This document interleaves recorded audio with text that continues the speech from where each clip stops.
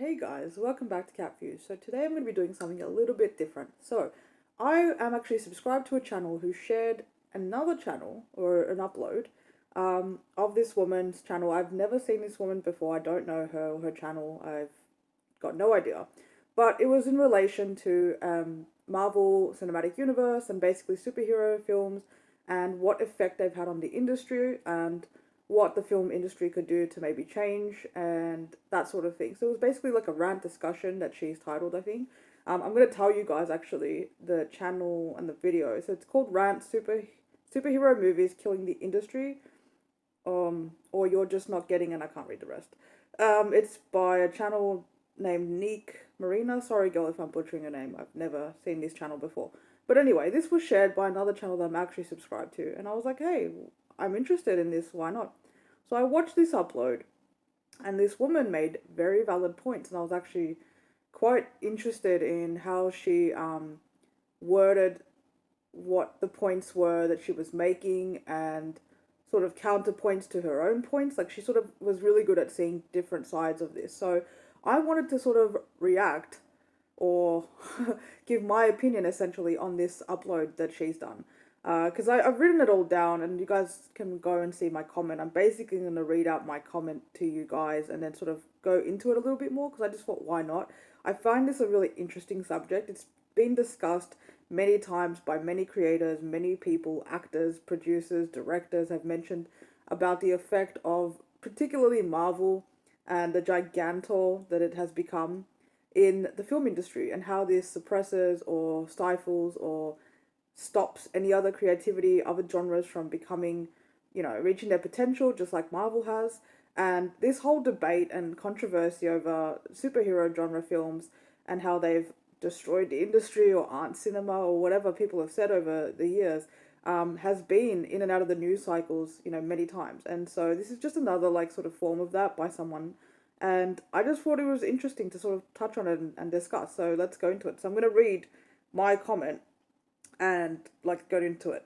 So I said that there were very, very valid points. Now in this upload, she talks about how J Lo mentioned it was really hard as she recently made a film, Marry Me, which was a rom com with Owen Wilson. I haven't seen it. I love J Lo, but I can't watch her and Owen Wilson and try and pretend to believe that. I'm sorry, I can't do it, girl. Sorry, J Lo. I love your shit, but we can't be doing that. We can't be doing that in 2022. So so, anyway, that was the first sort of point of interest that I want to touch on. So this is the comment that I made as I usually watch someone and then just sort of type as I'm watching them if it's a long upload. So I said I think JLo could have produced more films like Hustlers instead of maybe a rom com. However, I do respect that she's come out after all these years, and we know JLo had done many rom coms back in her day. Now, to be fair, let's just dive into that for a little bit. Like the superhero genre, I feel like is pigeonholing a lot of actors or propelling a lot of actors. And I'll get into that in my comment a bit later on.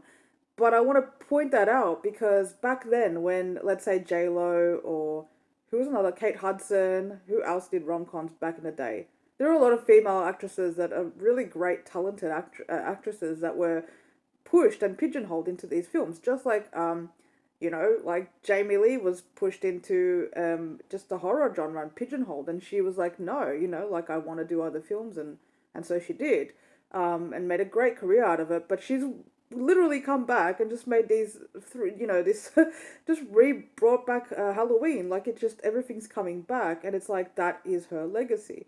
And sometimes, as much as you try and run away from certain things, they just that catches up to you. And so I can understand why some actors and actresses are kind of feeling this way, like this genre of film has just sort of made it more difficult to create what they really want to create or explore as actors or producers or directors or whatever they want to do. I can totally understand where JLo, for example, is coming from. Now the points that were made by this woman in the video was that genres like rom-coms, comedies, mob films, like we know the Scorsese comment, that they haven't innovated, that they haven't changed enough to sort of keep up with the times, to change with their audiences, because things have changed in the world in many different ways. People maybe don't want to see the same sort of same old stuff, And I can get that, and that was a very valid point. I can understand it. I can see where that's coming from. And she's right in many ways. Like, mob films are the same. Like she said, white dudes with the same kind of story. And it's all Sopranos all over again. And The Sopranos were great. It's a great show. And you know, I like The Irishman. I watched The Irishman, 4 hour fucking film. That also, audiences haven't got the capacity. But there's a lot of factors in these films. Anyway, I'll continue reading my comment. So as I said, maybe Lo could have, maybe had more representation in this film. She could have had, and look, this is the thing. There's nothing wrong with Lo wanting to come back with her pal Owen Wilson and make this film. There's nothing wrong with that. But could it have been with an Asian guy or an African American guy or a same sex relationship? That would have been amazing. I have not seen Lo in a same sex relationship in a major blockbuster. Has she done that? If she's done that, somebody please tell me, because I haven't seen that. And that's the thing. Yes, we see, for example, same sex relationships a lot in streaming on Netflix and in TV shows, but do we see those types of stories like really being divulged and told, or even like played around with like a rom-com does on the big screen? Like, no, I haven't seen that yet. And every time I try and see some sort of form of that representation, like in Lightyear and animated films for kids, and like in bigger films by studios like Disney, like Pixar, all that stuff, I don't see it being taken very well, to be fair. So that's got a long way to go still. As I said, we haven't seen that by a talent like Lo. Also, I'm recording on my phone in my bedroom because this is like off the cuff, so sorry for the quality. Um, there have been many films over the years, like Always Be My Maybe. So that was a rom com with Ali Wong, and that was a predominantly Asian. There was two Asian leads in that. That was a funny film too. Like, will that get a sequel? I don't know. That was a Netflix drop. And that was something different. It was very different, I felt like, and it was funny. But so I'll keep going. So there was that film, Widows. That was a bit more diverse, and that was about women who, I've mentioned this film before. There was women who their husbands or partners were the mob guys or the bad guys and in crime, and these women were left as a result of their fuckery, basically trying to pick up the pieces, and instead in turn sort of became their own criminal masterminds, trying to basically get away with what their husbands did, which was crime. So that was an interesting film. Yes, there was a lot of white people in it, but it also wasn't. It was very diverse, and it was a different story told in a different way. Did that film do amazing? I don't think so. Um, I Care a Lot. Oh my goodness, I Care a Lot. I'm a big fan of that film. That film, like, as even Grace Randolph mentioned, how it was just a really well made film, a very well produced film. The cinematography was great. The film that, in terms of filmmaking, no, it's not a biggest masterpiece, but Rosamund Pike doesn't just disappear for a decade after making Gone Girl, which was also a great film, filmmaking wise, and then come back. And these films, like I said, they just don't seem to do so well in this day and age. And she played like a really evil, vindictive, kind of horrible person who was in a same sex relationship with Isa Gonzalez as a second lead. That was representation. Peter Dinklage, for fuck's sake, played the mob boss. We didn't have no Colin Farrell here. Like, it's not like these films aren't giving some diversity and representation to different people in the way they tell the story and the characters that they give. Like, the characters are very interesting. They're well written, well produced, and yet the films are hated by people. Hated I Care a Lot. I fucking love that movie. I think I found one review that was positive about that film, and it's like that makes me think, and I'll get to this point again as I'm going. Um, Someone Great also. That's a really great, again, Netflix. That has really good representation. That was a funny sort of rom com, but not in the traditional sense of a rom com. It was like, I really like that. If you watch the story of that, it sort of takes the way that a rom com you would expect it to end, and it flips it on its butt. It reverses it. So that I kind of really liked. And again, I don't know how well these films did, but they're not Marvel level. Like, do you know what I mean? And they are produced on a smaller scale, and again, the films are very different, so it's very hard to compare these superhero genre films to these smaller, projects. Like, I just don't think that these can compete. Like, does anybody really think that a rom com can compete with a Marvel film these days? Let's be honest. I mean, The Irishman couldn't fucking do it. And I think about that and I'm just like, if Titanic, yes, my favorite film of all time, if James Cameron's fucking iconic ass Titanic came out now, would it have grossed anywhere near a Marvel film? And that is alarming to me that the answer is probably no. That's alarming to me, you guys, because come the fuck on. Then that's the thing, that's the point that Scorsese was making. And I get where Marty's coming from when he says that shit, because it's like that sort of form of filmmaking and cinema where there's such attention to detail in the production, to the acting, to the caliber of just everything that's put into that film, which is not necessarily the biggest budget film or shot on the best locations or has VF fucking effects. It's just the way that the movie is made, the story it tells, and the character development. You cannot tell me, no one can sit here and tell me, yes, there are moments, but no one can sit here and tell me that a Marvel fucking film is gonna sit there and do that shit. It just doesn't. It has cheesy one liners, over the top fucking shit, and a lot of VFX that just take over, and they're not even well done sometimes because they rush it so fucking much. And then you just have, like, experimental actors, like the script's not always there. It's just not well produced, but it's a good fun ride, and that's what I think Scorsese was making the point of. It's a blockbuster popcorn film, and yes, it can have some touching emotional moments, and yes, it can have some really good character and story development, but overall, is that like masterpiece cinema filmmaking, like what Scorsese grew up with, like a James Cameron, fucking, I was gonna say Avatar, Jesus Christ, Titanic. No, it's not.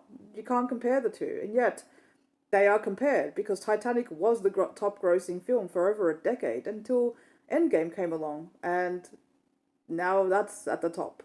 So times have changed, and that's the point I think that a lot of people don't get, and when it's brought up, they're just like, oh, they're just salty. And it's like, no, you've got to understand how the industry works to also then talk about how it's evolved or can evolve. Um, so I've mentioned that, with the way things have been also, this lady mentioned about COVID, like, do people want to watch depressive, uncomfortable, grueling, difficult films? Like, this is another point that I wanted to make and bring up. Like the Avengers, for example. This is a property. Marvel's cinematic universe has been built up over a decade, so it's not like they've done everything right. We can sit there and pick apart. Like, Marvel and DC have definitely not done things right. You look at Batwoman, for example, there's representation, trying to change something, trying to twist it up, because even in the superhero genre, things are going to have to diversify as it's going to evolve, because it has evolved. There's a lot of movies that Marvel did that didn't do so well, building up to Endgame, to Infinity War, all that sort of stuff.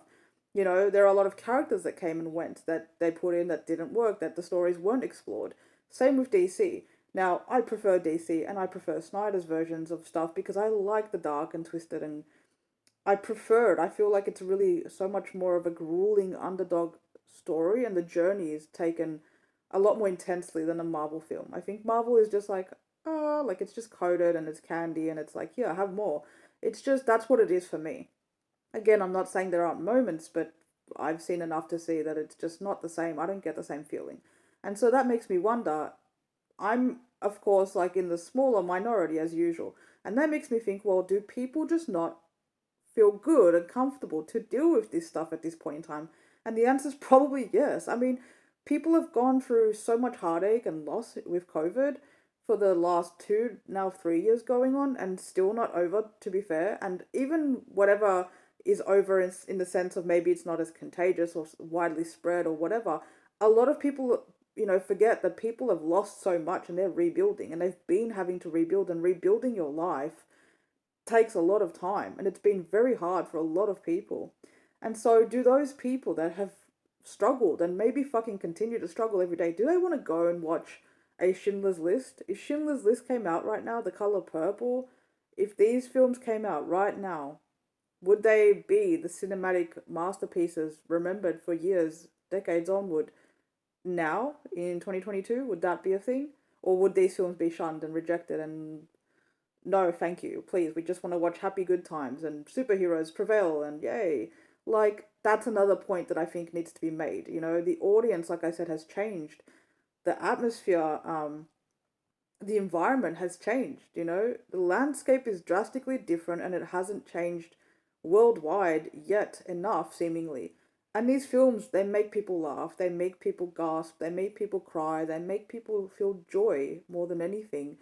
I mean, I don't get it. I'm not a Marvel person. I'm like I said, I'm a DC girl, and I like the dark. I'm like the Batman of superheroes. Like I like the dark, but you know, did I love Wonder Woman? Yes. Like that was amazing. Such a great story, and you know, I can see both sides of the coin. All right, let's continue. I've gone on for way too long. 15 minutes already. I agree innovation needs to be there, but is it being suffocated to the point where these are more difficult to produce? Yes, it's become increasingly harder for those films to be made to catch up, even if the script and casting pool is there, because now studios will not just give the green light to anything or something that may be a beautiful, educational, or wonderful, for whatever reason, film, simply because they know it will not gross the high bar set by, you know, Marvel films, for example. So in that regard, I can understand where my girl JLo is coming from because yes, it is harder, like I said, for these films to be made. It feels a lot of talented niche piece type actors are being propelled toward the popcorn superhero genre when they want to make art house films. This is just an example. I'm not saying they all want to make art house films. Um, I haven't seen The Woman King, which I did a trailer reaction for, yet, but I do. But did that do even half of what a Marvel film does in terms of box office? I'm guessing not. Now, the Woman King is a film produced by Viola Davis, Maria Bello, and I did a review on the trailer, and it's just about an African tribe, and it's a very interesting story. Have we seen anything like that for fucking decades? No. So just purely based on that alone, I think it's worth the watch. I think it's worth the money. And I'm not saying it's going to be the best film of the year or the most moving or compelling or the stories there, but I know for a fucking fact because it's Viola fucking Davis and I've seen her and I've never hated anything that she's been in or even disliked it because of the acting chops she brings. It's a stellar cast. Now, is it possible that that film, wasn't written well, directed well? Yes, it's possible. But I don't feel like that's the case. At the very least, I feel like it would be a good film. And again, this is where the high bar comes in because are all Marvel films great films? No, they're not. Are they even good films at times? No, they're not. I mean, we are our own worst critics. Like, we'll sit here and criticize the genres that we love and sit there and nitpick at it. No, we can't have Leslie Grace as Barbara Gordon. Barbara's white and she has red hair, and how dare you? No, Sasha Calle can't be Supergirl, and Supergirl can't come in and take over Superman because Superman's been here for like 60 years and we need more Superman. We just want the same shit. So, this is where the points that she's made are also very interesting to me because we say that these things about our own genre, meaning the superhero genre, and as you can see, I am a fan. But we also don't like things, or a lot of people complain about change and diversifying things. And so, talking about other genres trying to be innovative and creative and change that sort of stuff and bring that representation to the screen, it's like if Marvel can't even do it, and these big studios don't approve, and you've got all these studio heads, which are probably a lot of white guys making these decisions about black female stories or Asian female stories or Asian young boy stories, whatever the case might be, how the fuck is that going to get put onto the screen if these are the people controlling, these are the puppet masters? So that's also something to consider. And then you've got, producers and actors that have been in the industry for decades, like J-Lo, like Viola Davis, who are fucking massive talents for spades, talent for days, and could probably do any fucking story or script that you gave them. But do they have that opportunity to really do that and really explore it? Because again, let's not forget, Marvel took a decade to get their formula accurate, and even now, they still make decisions that people don't like Miss Marvel. I liked Miss Marvel, but you know what I mean? So there's that. Um, I'd love to see a female mob film, or diversity, as you say, in other genres, but I really don't think that's enough at this point. I think we need years of it, as Marvel has built it over a decade. So it will be a while before, and I just hope that we don't lose out on too many great films.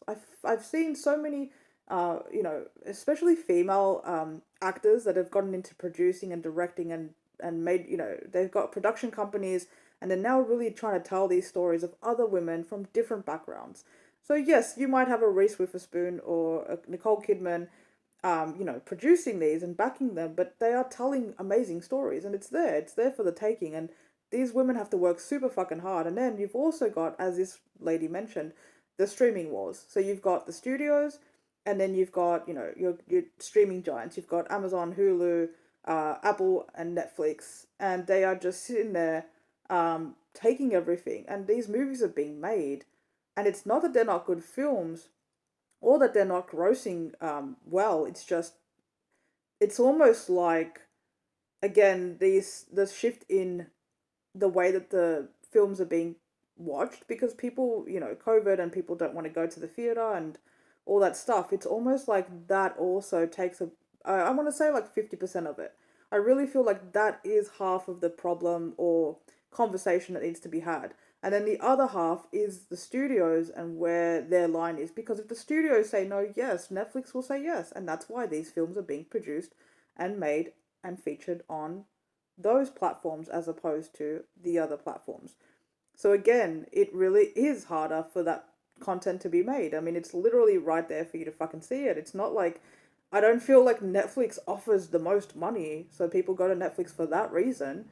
People go to Netflix because Netflix allows them to do what they want to do. It gives them the creative freedom to explore their dreams basically, or their script or their story that they want to tell. And there's a lot more opportunity there. And so that's why that's successful. The studios just don't do that, like I said. They're very particular, and that's why the studios and the filmmaking industry on that side has been suffocated by the genre of, because that's how it's been. They just want money, and they want what makes money. It just is this giant fucking change machine of churning cash and dollars. Yes, I did have a Snyder Cut reference there. And it needs to be a true change machine. It can't just be recycling the same. It's just a Ferris wheel of the same shit, and there's just not enough. She's right. There isn't enough diversity, and that is, I think, a main reason why. And streaming, I think, isn't going to change anytime soon. Even like I said, with COVID being less of what it is, I don't think this is going to change anytime soon. I I for one example, I have I have personal reasons that I really don't go to the theaters anymore. And I love the fact of just sitting here and watching things at home. I do. I have a massive TV that I, to be honest with you, don't use. I actually watch most of my stuff on the phone. I know that's probably crazy to people as such a cinema nerd buff. I would love to watch something in surround sound and IMAX and just the best quality ever. It eats at me sometimes, you guys. It really does, because I am such a tech person and such a intense cinephile, but uh you got to work with what you got, you right. So that's me. All right, let's get to the end of this now. Okay, so personally I prefer DC for their story, character development, and I'm interested to see and intrigued, as I think the next big thing possibly might be, in terms of genre coming to film, is gaming. Now the gaming industry is starting to get up there. There have been actors, and it's so funny because I watched a channel talk about this. Like, somebody asked one of the channels that I watch that reports on news and film and whatnot, that now big actors and big name actors are getting into film, into gaming, and being represented in games. And I'm like, what are you talking about? I'm like, there's been big name actors in games for the last 2 decades that I know of, but I'm a gamer, so I would know this. I guess somebody who maybe is just a casual gamer wouldn't know this, but because I have my toe in both pools, I notice every time there's a big name actor in a game as a character. So this is not something that's new. What is new, though, is the development of pushing this gaming industry into film. Animated films have been made for a very long time. Even live action films of games have been made for a very long time, not successfully. And yet now, again, with streaming, this has changed. The opportunity to explore The Last of Us, to explore God of War, to explore Uncharted, to explore Tomb Raider. Tomb Raider, to be fair, has been around for a while. It's changing. It's becoming more prevalent in the industry, and that is very interesting to me. So I'm very curious to see if the gaming films become anything like the superhero films. Is it going to be like the next anime? Because I kind of feel like it is. And so then what's going to change? Again, we're going to have actors who want to make these maybe singular pieces or ensemble pieces in a different way, and then that could also come into play. So it's still early days for the gaming movies, and like I said, it hasn't been successfully done really. I mean, to be fair, I'm clearly biased when it comes to that, so that's pretty obvious. If you don't know what this is, then I can't help you guys. But yeah, I think that could be next. And so, like I was saying, basically to end this, I don't think it's gonna slow its roll anytime soon. And I think the issue needs to be, and I'm sure there are people on the battle lines on the forefront. There are women, men, groups, partners, producers, actors that are sitting there trying to get their films made, and they're going and having these meetings with these studio heads, and they're just getting shut down. So something does need to change because we cannot sit here having Marvel or DC films forever. Not that I have a problem with the DC side of things, but again, even in those genres, you have like subgenres. It's now becoming kind of like the horror, which horror is probably one of the biggest ones that has so many subgenres in itself. Um, I think that that's going to be a challenge, and it's probably been a challenge for a very long time. There's a lot of behind the scenes things that people don't see. So I don't want to see ignorant comments. Like, if you look at this woman's video, most of the comments are just people being haters and giving one liners. Like, no one's really diving and exploring into this. Um, and so the comments that are made over the years, like, Scorsese and other actors are just, they're being dismissed or they're being called haters or whatever. But if you look at our own genre, the superhero genre, the diversity that's or representation that's been trying to be introduced isn't always accepted. Unfortunately, it's rejected by nasty people. And again, they're just putting these like bullshit terms on it, woke and all this stuff, and I'm so sick of hearing it because it's suppressing and fucking literally oppressing certain people from having the same opportunity that they deserve just because you don't like something different. And I really get upset when people are judgmental based on indifference, especially when it's not even given the chance to explore and see that. So that's what I'm trying to say. The point is that it's not even just mob films and rom coms that are being pushed aside. It's even in the own genre, and it's just become this giant succubus of um, just feeding and feeding, and they can't even get it right. So how can you expect another genre to do so? And if anything, that's more of a reason why these genres should sort of stand up and do what this woman said and try and be innovative and just push the envelope a bit harder. It's not that they probably haven't been doing that, but there just needs to be more backing it to try and, I guess, compete with the level that maybe Marvel is. Because again, it's this gigantuan um, conglomerate at this point. Like, it's a whole universe. How the fuck do you compete with that with one little film? You can't really. You can have one really good film, but again, it's just not going to get there.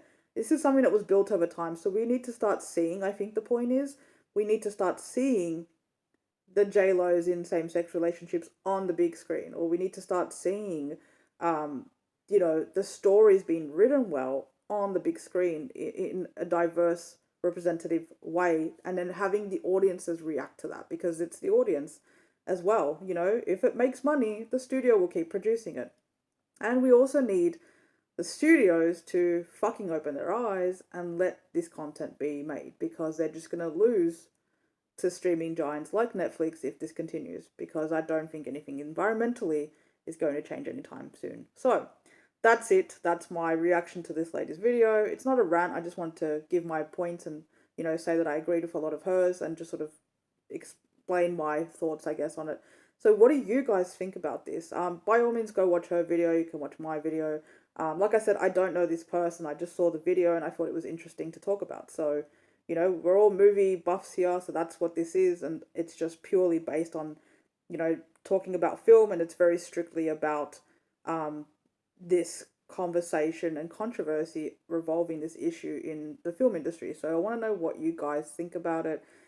Do you like the superhero films? Do you agree that maybe actors are just being pushed into things that don't want to be, and they feel like they don't have a choice? And again, female actresses were pigeonholed into rom-coms. They were pigeonholed into horror films for the longest time. This is not something new, you guys. It's just now it's the superhero genre. Like it's really not a new thing. This is what the industry does. It takes what's hot and it just keeps turning it around until they milk all they can. So until the well runs dry, which I don't think is going to happen anytime soon, what do you guys think? And how do you see, maybe if you do want it to be diverse and see more rom coms, but just different, how do you imagine it? How do you want to see it? What do you want to see changed? And yeah, let me know. Thanks for watching. Bye.